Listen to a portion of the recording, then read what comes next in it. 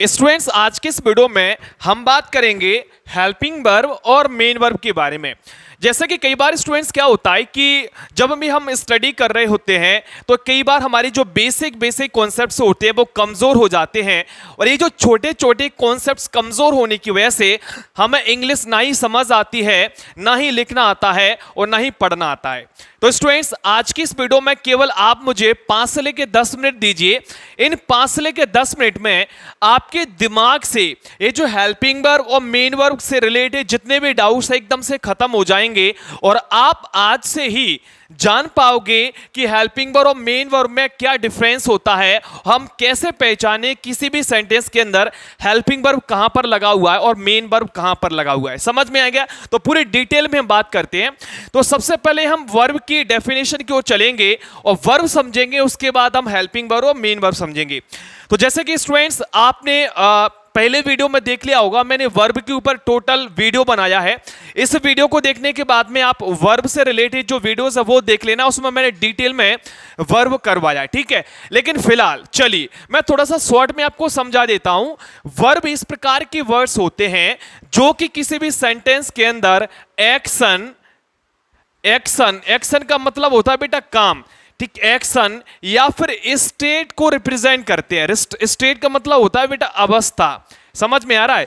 यानी कि वर्ब इस प्रकार के वर्ड्स होते हैं जो कि किसी भी सेंटेंस के अंदर इस चीज के बारे में जानकारी देते हैं कि उस सेंटेंस के अंदर क्या एक्शन लिया जा रहा है, क्या काम हो रहा है, या फिर उस सेंटेंस में सब्जेक्ट की क्या अवस्था है, किस स्टेट में है। समझ में आ गया? तो ये होता है वर्ब। मैं एग्जांपल के माध्यम से आपको समझाता हूं। पहले वर्ब समझाऊंगा, उसके बाद हेल्पिंग वर्ब और मेन वर्ब समझाऊंगा। समझ में आ गया? चलिए देखिए, जैसे कि मैं एक सेंटेंस लिखता हूं, बिल्कुल सिंपल सेंटेंस लिखता हूं जिससे कि आपको सिंपल समझ में आएगा। He is reading a book, ठीक है, वह एक किताब पढ़ रहा है। समझ में आ रहा है कि नहीं? वह एक किताब पढ़ रहा है। तो मुझे आप बताइए, इसमें ये जो सब्जेक्ट है वो क्या काम कर रहा है? सीधी सी बात है, इसमें ये जो सब्जेक्ट है वो बुक को पढ़ने का काम कर रहा है। यानी कि ये जो रीडिंग है वो किसको रिप्रेजेंट कर रही है बेटा? एक्शन को रिप्रेजेंट कर रही है। इसमें क्या एक्शन लिया जा रहा है? काम करने का एक्शन लिया जा रहा है। लेकिन कौन सा काम हो रहा है? इसमें पढ़ने का काम हो रहा है। समझ में आ रहा है? तो इस प्रकार के वर्ड्स जो कि काम के बारे में बताएं, तो इस प्रकार के वर्ड्स को हम क्या कहते हैं? वर्ब कहते हैं। जैसे कि he is reading a book, वहां पे काम क्या हो रहा है? बुक पढ़ने का हो रहा है। मैं ऐसे भी बना सकता था इसको, ही इज रनिंग फास्ट। मैं इसको ऐसे ही बना सकता था, वह तेज दौड़ रहा है। समझ में आ रहा है? वह तेज दौड़ रहा है। अब इसमें ये जो रनिंग है वो क्या है बेटा? मेन वर्ब है। समझ में आ रहा है? रनिंग क्या है? मेन वर्ब है। अब ये जो मेन वर्ब वो किस चीज को रिप्रेजेंट कर रही है? सीधी सी बात है, एक्शन को रिप्रेजेंट कर रही है। इसमें मुख्य काम क्या हो रहा है? दौड़ने का काम हो रहा है। समझ में आ रहा है? तो ऐसे ही जब किसी भी सेंटेंस के अंदर ये एक ऐसा वर्ड जो कि उस सेंटेंस के अंदर क्या काम हो रहा है इस चीज को बताए, उसी को हम वर्ब कहते हैं। इसमें रनिंग क्या बता रहा है? दौड़ने का काम बता रहा है, तो यही इसमें वर्ब होगा। समझ में आ रहा है कि नहीं आ रहा है? ओके, तो आपने अभी तक ये तो समझ लिया कि किसी भी सेंटेंस के अंदर जब कोई काम हो रहा होता है तो उसको कौन रिप्रेजेंट करता है? उसको वर्ब रिप्रेजेंट करता है। जैसे कि ही इज अ टीचर। समझ में आ रहा है? ही इज अ टीचर, वह एक टीचर है। अब देखिए, इस सेंटेंस के अंदर कोई भी काम नहीं हो रहा है। बात आप समझ रहे हैं कि नहीं? ही इज अ टीचर, वह एक टीचर है। इसमें कोई काम हो रहा है क्या? नहीं।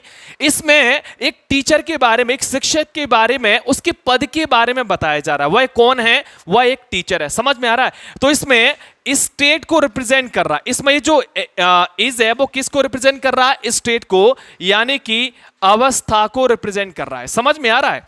तो कई बार क्या होगा कि सेंटेंस के अंदर ये जो वर्ब है वो एक्शन को रिप्रेजेंट करेगा, यानी काम के बारे में बताएगा। लेकिन कई बार यही जो वर्ड है इज, एम आर या फिर मेन वर्ब है, ये अवस्था के बारे में बताएगा। समझ में आ रहा है? तो दो काम होते हैं वर्ब के, या तो वो काम के बारे में बताता है या उसकी अवस्था के बारे में बताता है। समझ में आ गया? ये तो होता है वर्ब। अब चलिए मैं हेल्पिंग वर्ब और मेन वर्ब में आपको डिफरेंस बता देता हूं कि वर्ब कितने प्रकार के होते हैं। समझ में आ गया कि नहीं? चलिए मैं एग्जाम्पल के माध्यम में समझाता हूं। पहले मैं इसको रफ करता हूं।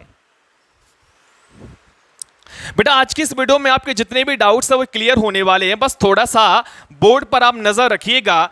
यदि आप बोर्ड पर नजर रखोगे तो बस 5 मिनट के अंदर आपके जितने भी डाउट्स हैं वर्ब के रिगार्डिंग एकदम से क्लियर हो जाएंगे। ठीक है, चलिए अब हम बात करते हैं हेल्पिंग वर्ब की और मेन वर्ब की। मैं गारंटी देता हूं आप एक एक वर्ड समझ पाएंगे। चलिए मैं एक सेंटेंस लिखता हूं, जैसे कि सी इज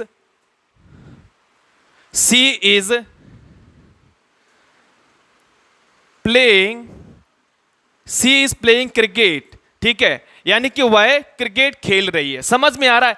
अब मुझे आप बता सकते हो इसमें हेल्पिंग वर्ब क्या है। चलिए मैं आपको बता देता हूं। इसमें इज है बेटा हेल्पिंग वर्ब है, और ये जो प्लेइंग है ये इसमें मेन वर्ब है। समझ में आ रहा है? अब मैं दोनों के बारे में आपको बताता हूं। ये जो हेल्पिंग वर्ब होता है वो क्या काम करता है, और ये जो मेन वर्ब होता है वो क्या काम करता है। तो सबसे पहले स्टूडेंट्स में हेल्पिंग वर्ब के बारे में आपको बताता हूं। बेटा जो हेल्पिंग वर्ब होता है ना, वो सीधी सी बात है सेंटेंस को बनाने का काम करता है। समझ में आ रहा है? किसी भी सेंटेंस के अंदर जब भी हेल्पिंग वर्ब लग रहा है, इसका मतलब ये जो हेल्पिंग वर्ब है वो पूरे के पूरे सेंटेंस को बनाने का काम करता है। ये हेल्पिंग वर्ब के माध्यम से हम ये आसानी से समझ सकते हैं कि ये जो सेंटेंस है वो प्रेजेंट में है, पास्ट में है या फिर फ्यूचर में है। एक तरह से जो हेल्पिंग वर्ब है वो टेंस को बनाने का काम करता है। टेंस बनाने में हेल्पिंग वर्ब सबसे ज्यादा मदद करता है। समझ में आ गया? चलिए अब हम बात करते हैं मेन वर्ब की। बेटा मेन वर्ब इस प्रकार के वर्ड होते हैं जो कि सेंटेंस के अंदर मुख्य स्थान पर लगाए जाते हैं। समझ में आ रहा है? ये जो मेन वर्ब होती है ज्यादातर सेंटेंस के अंदर एक्शन को रिप्रेजेंट करते हैं। किसको रिप्रेजेंट करते हैं? एक्शन को, यानी कि काम के बारे में बताते हैं। जैसे प्लेइंग का मतलब होता है खेलना या खेल रहा है। समझ में आ रहा है? इसका मुख्य जो वर्ब है वो क्या है? प्ले है। प्ले का मतलब होता है खेलना, खेलने का मतलब क्या है? काम करना। खेलना भी तो एक काम ही है ना। समझ में आ रहा है? तो ये जो है मेन वर्ब किसको रिप्रेजेंट करेगा? एक्चुअली में एक्शन को रिप्रेजेंट करेगा। समझ में आ रहा है? अब चलिए मैं आपको टाइप्स ऑफ वर्ब समझाता हूं। जैसे कि मैंने दूसरा सेंटेंस लिखा, ही इज अ टीचर। समझ में आ रहा है? He is a teacher. तो इसमें देखिए ही क्या है, इसमें सीधी सी बात है प्रोनाउन है, साथ में ये सब्जेक्ट भी है। चलो ठीक है। यहां पे इज क्या है?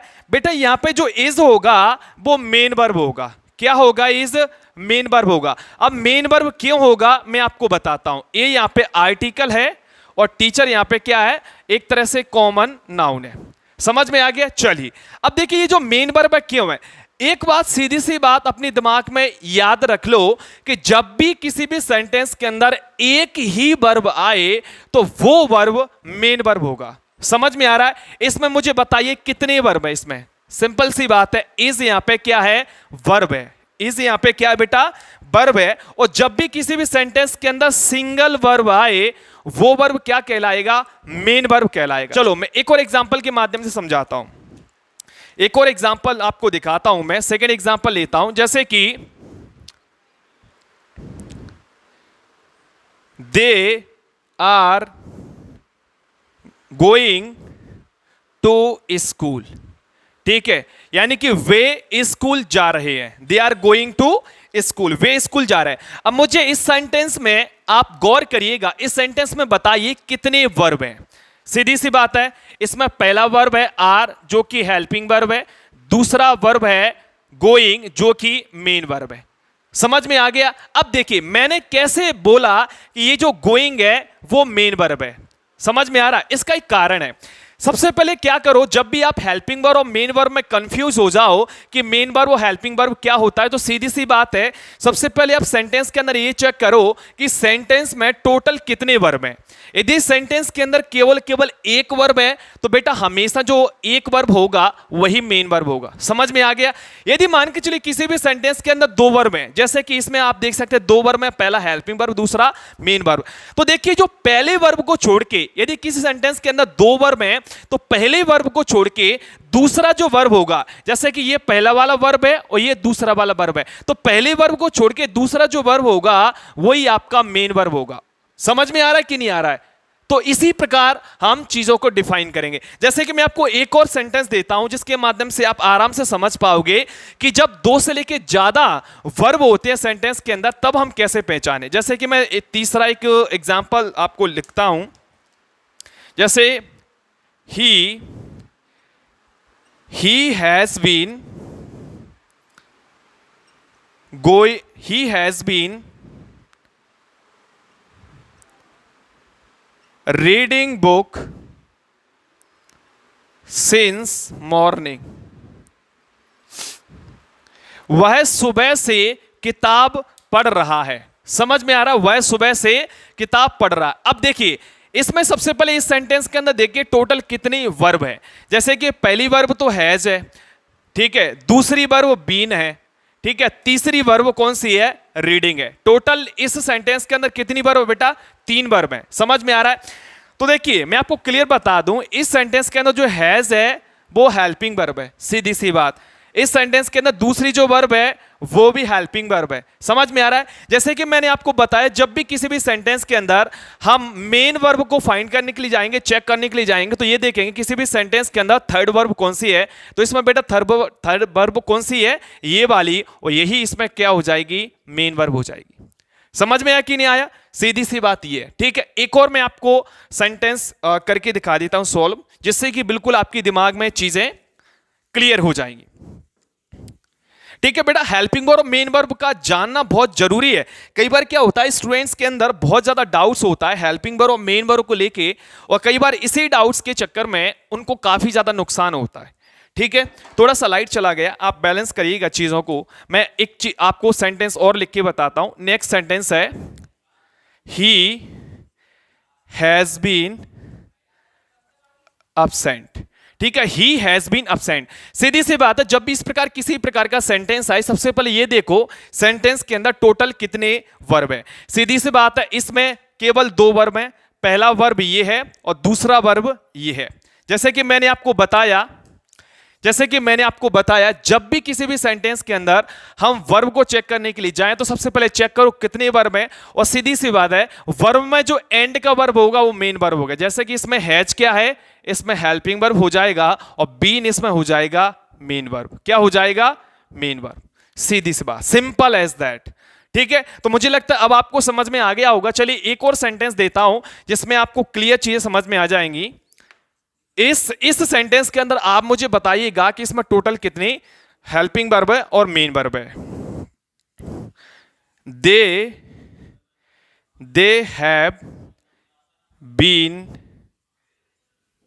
Going to Gwalior since morning, ठीक है। वे सुबह से ग्वालियर जा रहे हैं। समझ में आ रहा है? वे सुबह से ग्वालियर जा रहे हैं। अब देखिए सीधी सी बात है, हमें हेल्पिंग वर्ब को चेक करना है। कुछ भी चेक नहीं करेंगे, डायरेक्टली हम सेंटेंस को पूरा पढ़ेंगे, और पढ़ने के बाद में सबसे पहले सेंटेंस में जो वर्ब है उनको हम मार्क करेंगे। पहली वर्ब हैव है, दूसरी वर्ब बीन है, और तीसरी वर्ब इसमें गोइंग है। जैसे कि मैंने आपको बताया, वर्ब में जो एंड की जो वर्ब होती है वही मेन वर्ब होती है, और जितनी भी वर्ब होती है वो हेल्पिंग वर्ब होती है। जिसके इसमें हैव कौन सा हो जाएगा बेटा? Helping verb. इसमें बीन क्या हो जाएगा? ये भी हेल्पिंग वर्ब हो जाएगा, और गोइंग क्या हो जाएगा? इसमें मेन वर्ब हो जाएगा। तो मुझे लगता है अब आपको जो डाउट्स है वो हेल्पिंग वर्ब और मेन वर्ब के रिगार्डिंग एकदम से खत्म हो चुका होगा। सीधी सी बात है, जब भी किसी भी सेंटेंस के अंदर यदि वर्ब है तो वो मेन वर्ब होगी। यदि किसी सेंटेंस के अंदर ये 2 वर्ब हैं तो पहली वर्ब को छोड़ के दूसरी वर्ब क्या होगी? मेन वर्ब होगी। यदि किसी भी सेंटेंस के अंदर ये 3 वर्ब आ रहे हैं इस प्रकार, तो पहली और दूसरी हेल्पिंग वर्ब होगी और तीसरी मेन वर्ब होगी। समझ में आ गया? तो बस इतना सा इसमें डाउट्स था जो कि मुझे लगता है आपका क्लियर हो चुका होगा। तो आज के वीडियो में इतना। इस वीडियो को लाइक और चैनल को सब्सक्राइब करना मत भूलिएगा। नमस्कार।